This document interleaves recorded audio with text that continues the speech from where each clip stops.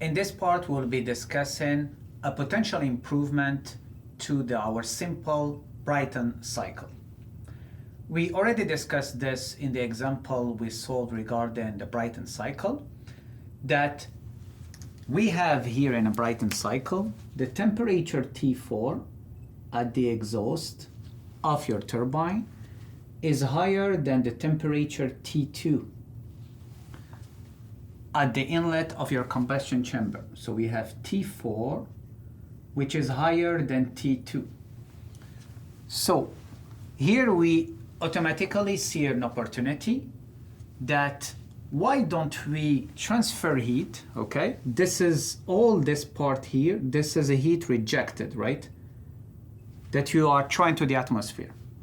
While all this band here on your TS diagram, this is a heat required in the combustion chamber. So why don't we transfer the heat from here to here? And the consequence, this will be important because ideally we will be reaching this point. T2, state 2, will move to this point, which is equivalent to T4. And in this case, this is our Qin that we'll have to provide instead of all this. In terms of area, so you see this is all what we are providing as Qn if we don't transfer. And now this is what we have to provide. To transfer this heat from this part of our TS diagram to the combustion chamber, we need to add a new device, and we call it a regenerator.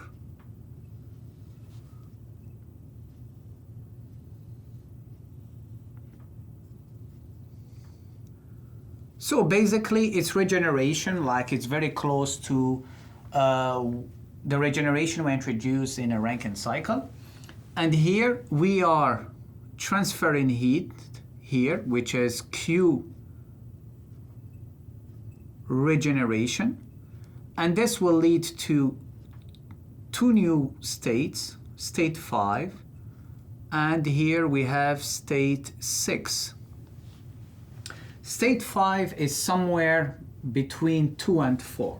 This is, let's say, put state 5 here, and state 6 will be here. Ideally, in an ideal world where this regeneration, so this is a regenerator,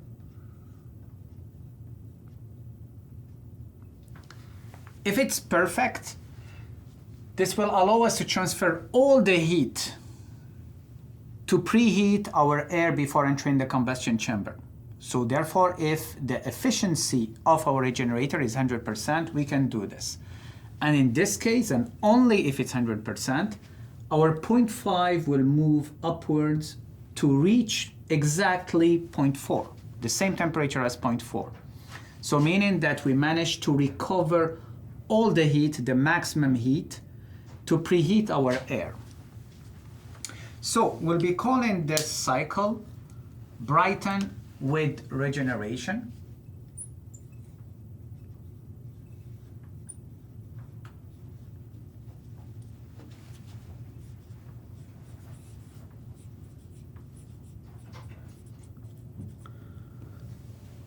And again, the idea is to use the energy that we are throwing to the atmosphere to preheat our air before entering the combustion chamber, and the result is a reduction in Qin and therefore an increase in the thermal efficiency. Let's try now to derive an expression for the thermal efficiency for this modification to our simple Brayton cycle that we call Brayton with regeneration.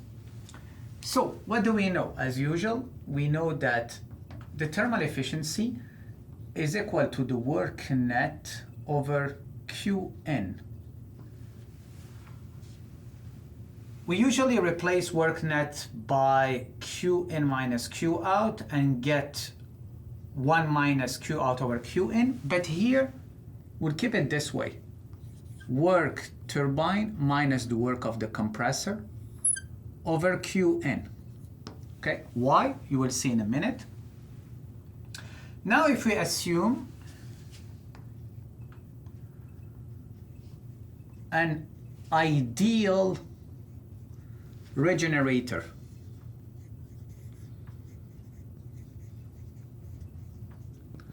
what does it mean, ideal regenerator? This means that 0.5 here, which is just before our combustion chamber, has reached the maximal displacement on this isobaric line and reached T4 exactly, okay?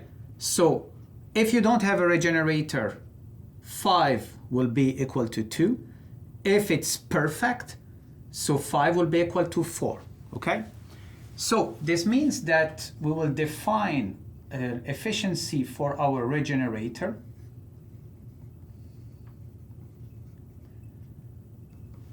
as the maximal distance, the actual distance that it's reached by 0.5 over the maximal distance it can reach.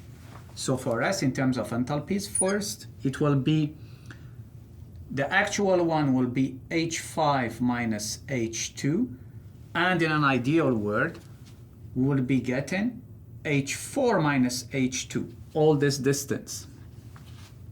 Since we are using air, an ideal gas, so it will be Cp T5 minus T2 over Cp T4 minus T2. We get rid of Cp if we assume Cp is constant.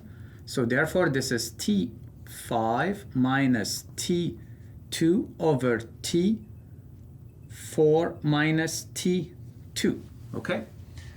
Now if we assume it's ideal, this means that the efficiency of our regenerator is equal 100%. What does it mean 100% here? This ratio will be equal to 1. So for an ideal regenerator, T5 is equal to T4. So ideal regenerator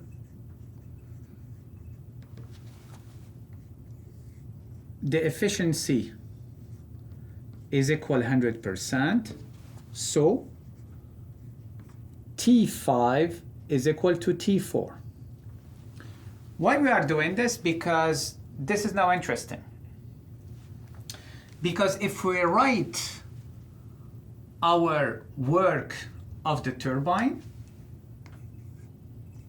is equal to what? It's equal to Cp T3 minus T4. And if we write Qn is equal to Cp T3 minus, you have to be careful, we have a regenerator, so it's not T3 minus T2, it's T3 minus T5. But for an ideal regenerator, we have T4 or T5 is equal to T4, right? So therefore, the two here are equal, meaning that your work of the turbine will be equal to Qn. Not the work net, the work of the turbine, okay? This means that here, now we can replace this in our thermal efficiency, where we write the work of the turbine minus the work of the compressor over Qn can be replaced as this one now is also the work of the turbine. So 1 minus the work of the compressor over, I'm used to write Q, so this is why, work of the turbine, okay? So we have shown that this thermal efficiency now can be written as 1 minus the work of the compressor over the work of the turbine, okay? Remember, this is only valid if the efficiency of your regenerator is equal 100%. So it's a perfect ideal regenerator, meaning that state 5 will have the same temperature as state 4. So this means that our thermal efficiency is equal to 1 minus the work of the compressor is Cp T2 minus T1 over Cp T3 minus T4.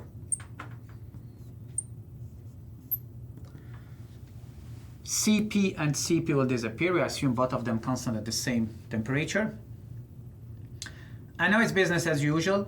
We try to get ratios of temperatures, and because we have isentropic relations, so hopefully we can compact this, and ideally we will have our pressure ratio appearing because it's a characteristic of our Brayton cycle.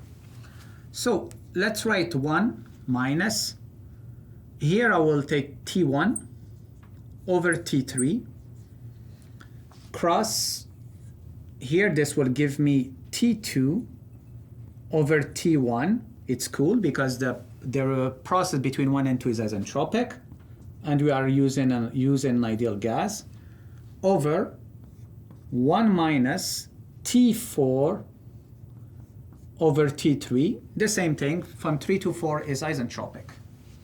So, but T2 over T1 is equal to what? Using isentropic relation, is equal to P2 over P1 exponent K minus 1 over K. P2 over P1, we gave it a name, it's the pressure ratio. So this is Rp exponent K minus 1 over K. So this one is done.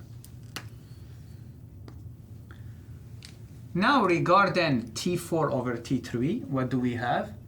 So T4 over T3 is equal to what? Is equal to P4 over P3 exponent K minus 1 over K again. Now this P4 over P3 is the inverse of your pressure ratio. So therefore, this one will be equal to Rp exponent 1 minus K over K, okay, because this one is the inverse, right?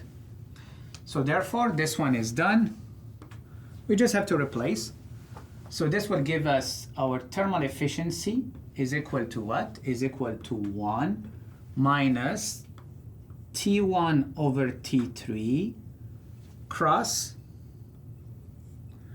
T2 over T1 is Rp exponent K minus 1 over K minus 1 over 1 minus Rp exponent 1 minus K over K.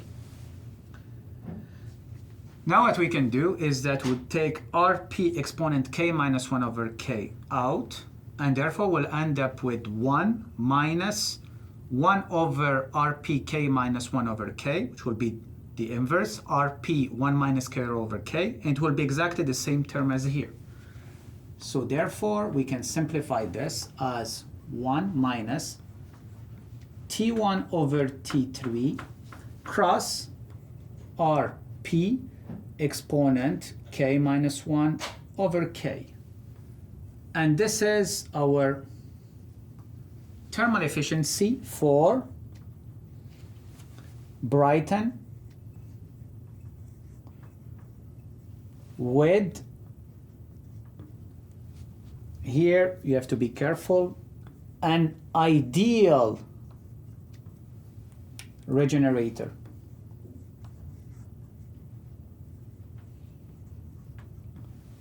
If the regenerator is not ideal, it's not a big deal because we know how to calculate the efficiency of our regenerator, and then we just have to modify the expressions. Okay, here what we have to see is something important. that our thermal efficiency here is a function of two things. T1 over T3. This should remind you the ratio TL over TH, okay? The one that characterizes our Carnot cycle. And the second one is RP, exponent K minus 1 over K. Or it's a function of T1 over T3, RP and K if you want.